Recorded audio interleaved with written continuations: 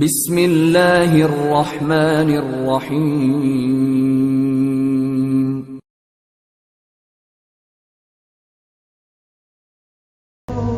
یہ اس دنیا میں آنے کا ہمارا مقصد ہے۔ دنیا کا کوئی علم اس بات کو واضح نہیں کرتا انسان اس دنیا میں کیوں بھیجا گیا ہے۔ وحی کا علم ہے جو انسان کو بتاتا ہے کہ انسان کو اس دنیا میں کیوں بھیجا گیا ہے۔ ہمارے آپ کے بنائے ہوئے جو علوم ہیں وہ ہمیں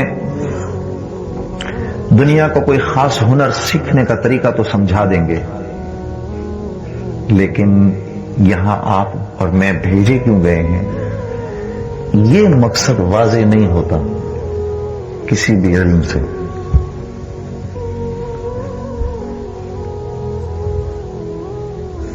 میڈیسن کا علم ہے تو وہ انسان کو ڈاکٹر بنا دے گا، انسانی جسم کے اندر کیا کچھ ہو رہا ہے کسی نہ کسی درجے میں اس انسان کو پتہ چل جائے گا۔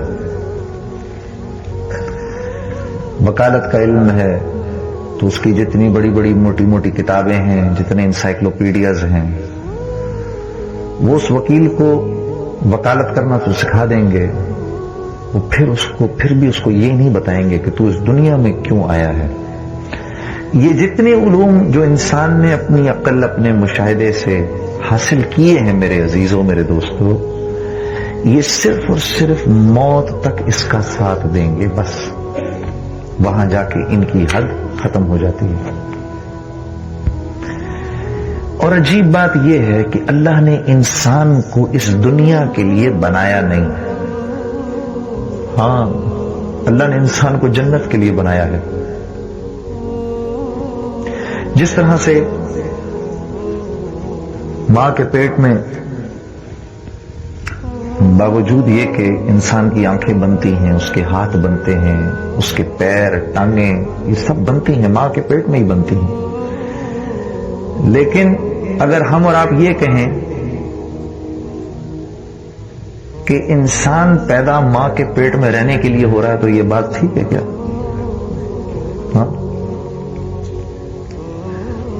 آنکھ بند تو ماں کے پیٹ میں ہی رہی ہے، لیکن وہاں اس کا استعمال نہیں ہے۔ زبان بند تو ماں کے پیٹ میں ہی رہی ہے، لیکن وہاں اس کا استعمال نہیں۔ لیکن یہ چیزیں اگر ماں کے پیٹ میں نہ بنی تو دنیا میں آ کر نہیں بن سکتی، اس لیے ان کا وہاں بننا ضروری ہے۔ بالکل ایسے ہی اگر اعمال اس دنیا میں نہ بنے تو آخرت میں اعمال نہیں بن سکتے۔ یہاں تمہاری میری آنکھ سے گرا ہوا ندامت کا ایک قطرہ جہنم کو بجھا سکتا ہے، وہاں آنسو بہ بہ کے تھک کے ختم ہو جائیں، پھر آنکھوں سے خون نکلنا شروع ہو جائے، اور وہ خون بھی ختم ہو جائے، پھر اس کے بعد پیپ بھی نکل آئے، میرے دوستو، ان آنسوؤں کی اس دنیا سے چلے جانے کے بعد کوئی قیمت نہیں ہے۔ ہاں، یہی وجہ ہے کہ ہر نبی نے آ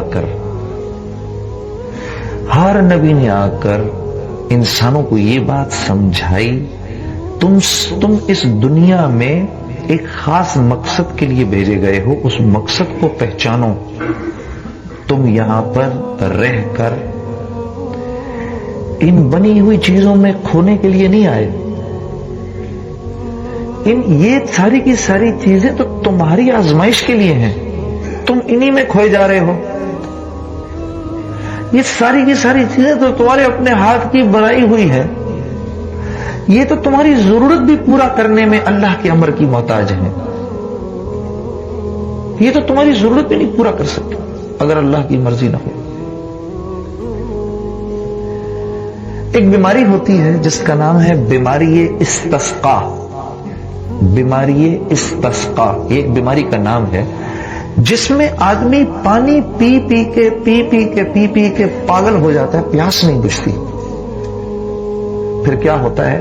یقین مانیے اس کے منہ سے اور ناک سے پانی باہر نکلتا ہے، اتنا پانی معدے میں بھر جاتا ہے، اس کی پیاس نہیں بجھتی۔ کیا وجہ ہے؟ اللہ جل شانہ اس پانی میں سے پیاس بجھانے کی طاقت کو سلب کر لیتے ہیں. اب وہ پانی اس کے پیٹ میں جائے یا اس کے سر پہ گرے بیکار ہے، اس کو کوئی فائدہ نہیں پہنچا سکتا، اس کی کم از کم پیاس نہیں بجھا سکتا. ہر نبی نے اس بات کو آ کر سمجھانے کی کوشش کی. میرے عزیزوں، تم اس دنیا میں ایک مقصد کے لیے آئے ہوئے ہو، وہ چاہے لیڈز کے رہنے والے مسلمان ہوں، چاہے کراچی کے رہنے والے مسلمان ہوں، چاہے بامبے کے رہنے والے مسلمان ہوں، چاہے ڈھاکہ کے مسلمان ہوں، چاہے طائف کے مسلمان ہوں، چاہے قسطنطنیہ کے مسلمان ہوں، وہ کہیں کا بھی مسلمان ہو، وہ ایک مقصد سے بھیجا گیا ہے، ایک مقصد سے بھیجا گیا. ان اللہ اشتری من المؤمنین انفسهم واموالهم بان لهم الجنہ. ہم نے مومنین کی جانوں اور مالوں کو جنت کے عوض خرید لیا ہے. ہماری جان اور مال کس چیز کی پیداوار ہے؟ منی کے گندے قطرے کی ہم پیداوار ہیں.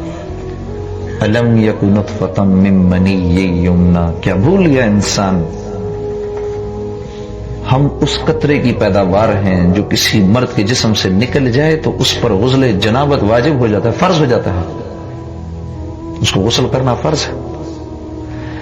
اس گندے قطرے کی پیداوار کی قیمت اللہ نے اپنی سب سے حسین تخلیق لگائی ہے. وہ کیا ہے؟ جنت.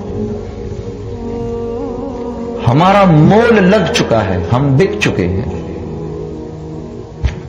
اب ہماری زندگی ہماری اپنی زندگی نہیں ہے میرے دوستو، یہ اللہ کی امانت ہے.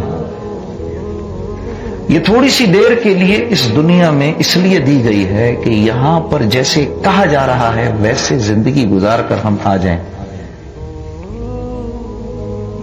انسان جن اسباب کو اپنی ضرورت سمجھتا ہے میرے عزیزو، وہ دراصل انسان کی ضرورت نہیں ہے، وہ انسان کی آزمائش کے لیے ہے. تم اپنی دکان کو اپنی ضرورت سمجھتے ہو، نہیں، تمہاری دکان تمہاری آزمائش کے لیے ہے. اللہ تمہاری ضرورتوں کو اس دکان کے بغیر بھی پورا کر سکتا ہے. میں اپنے کارخانے کو اپنی ضرورت سمجھ رہا ہوں، نہیں، میرا کارخانہ میری آزمائش کے لیے ہے. اللہ میری ضرورتوں کو اس کارخانے کے بغیر بھی پورا کر سکتے ہیں. چھوٹا بچہ ماں کی گود میں نہ زبان نہ منہ میں دانت، آپ خود سوچو کیسے اللہ اس کی ضرورتیں ماں سے پوری کرواتا ہے.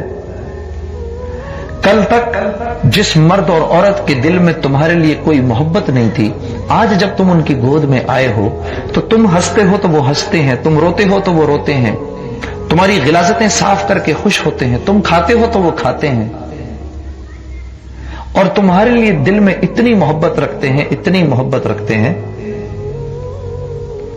کہ تمہاری آہ پر ان کی چیخیں نکل جاتی ہیں. یہ محبت ان کے دل میں کس نے ڈالی؟ اللہ نے ڈالی.